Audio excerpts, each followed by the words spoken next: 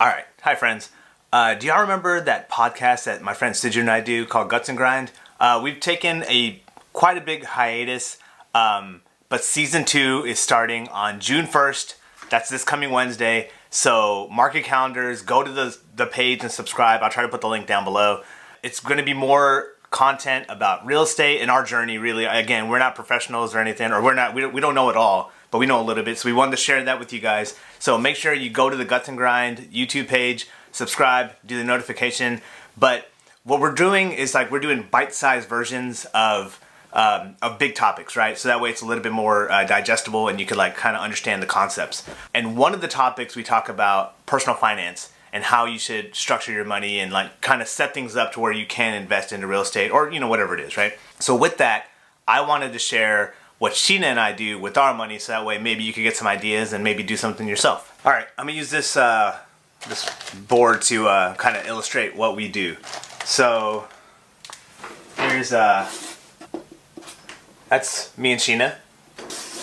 We both have jobs, right?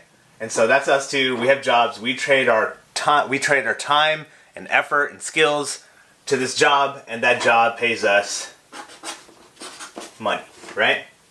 And so that money has to go somewhere, right? We have a checking account. We're going to call it the master checking account, okay? And so that money goes there. Before it even touches our master account, we have our 401k. So, all right, so just to recap, we have jobs. That job pays us money. Before the money gets to our personal account, it goes to a 401k, so that's retirement, right? And so the rest of it comes to this master account. And so I'm assuming if you're watching this, you probably have the same setup, something similar to this, right? Where you make money, you have a job, a 9-to-5 job, you make money, and that money goes into an account, and then you spend from that account, right? I like to break it down a little bit further to make it a little bit more granular. We don't want it to be too convoluted or too confusing, but just to have some sections. So here's what we do. Okay, so now from our master account, I also create a tithe account, a long-term savings, and a short-term savings. And so here's the breakdown for that. The tithe account is basically tithe. It's charitable giving. Give it to your church or give it to a charity or whatever it might be. It's good to allocate that money. So it's kind of about, if that's who you are, if that's what you're about, you should create a space for that, right? And put money into that pocket, right? And so that's what tithe is. I'll jump to short-term savings. Short-term savings is for surprises that might come up in life, right? Like if you have a car and the car breaks down, rather than putting it on a credit card, you could put it on a credit card but then pay it off immediately through your short-term savings. Or Christmas comes around and you got to buy gifts for your family. Rather than putting on a credit card and going into debt, use your short-term savings. It's a way of budgeting to where you could see all right, I have X amount of dollars in my short-term savings. I could use that to purchase gifts or to replace my tires or whatever it might be, right? Now, long-term savings is for bigger purchases, right? And so that's kind of where the investment stuff comes in. With long-term savings, you're stacking up cash to be able to get a big down payment to buy a house or to play in the stocks or whatever it might be. So the way it's kind of mentally set up is I live off of whatever's in the master account. I give away whatever's in the tithe account. And then this is for future growth, right? This is to save me from getting into debt. Short-term savings is to save me from getting into debt. And long-term savings is to build more wealth for my future self, right? So that's kind of the general breakdown of what it is. We could roughly say, just for the sake of numbers and breaking it up, and you could adjust this whichever way you need to, but the master account would be 60% of your total income, then tithe, long-term, short-term, those are all 10% each, right? And then in your retirement fund, that's another 10%. So that all equals out to 100% of your income, right? And so basically you work, you have a job, the job gets funded into here, and then this funds, and you could even allocate that any day of the month, right? So if you get paid on the 1st, maybe on the 5th, you auto draft that money from your master account into your tithing, into your long-term, into your short-term. So that way it's like dummy proof. You don't have to think about it. It's just there, right? So here's the mindset for me now. Once this grows enough, once there's enough money, I'll go. So once there's enough money in here, I go buy a house, right? It's a rental property and there's debt associated to that, but that debt generates a little bit of income, right? And so whatever that income is, you call it cash flow, right? So This generates a little bit of money. And so that money could kind of go back into this ecosystem.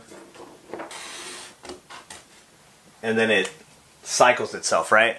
So that way it's not just Sheena and I that are bringing in money, it's also this house that's bringing in money as well, right? And so wait a little bit longer, this builds up a little bit more money, then you buy a second house and it goes into the ecosystem. So you can see like, and it kind of grows quicker as this system builds, right? And so once the rental properties or whatever your business is that's generating wealth for you in the future, once that grows to a certain extent, you could potentially replace yourself out of this position, and you could take yourself out and go directly into these pockets. So that way your investments are paying for your lifestyle, and then you are paying for the growth of your investments, right? Does that make sense? Like it's kind of like you have to build a system at first, and you still have to survive. So then you put money into your account to live, but then you allocate money to grow, right? You want to allocate money to grow your wealth. And once that system is built, when you build an ecosystem of yourself, that could feed into your whole process to where you live off your investments. If you're still working, you feed into the long-term savings and short-term savings, and then that just makes it grow quicker, right? And so that's kind of the goal. And the idea is, I arbitrarily put the number 60% right here, right? And so mentally, the goal should be, how can I reduce this number? This is, the master account covers like your livable expenses, right? Like your rent or your mortgage, your car note, your credit card bills, your utility bills, things like that, right? All those things are stuff that we need. I mean, we have to live, right? So we need those things, but how can we reduce this group to increase these groups, right? If we could reduce this and increase this, you're eventually gonna be able to take yourself out of the position where you have to fund it all, right? And so that's kind of where we are.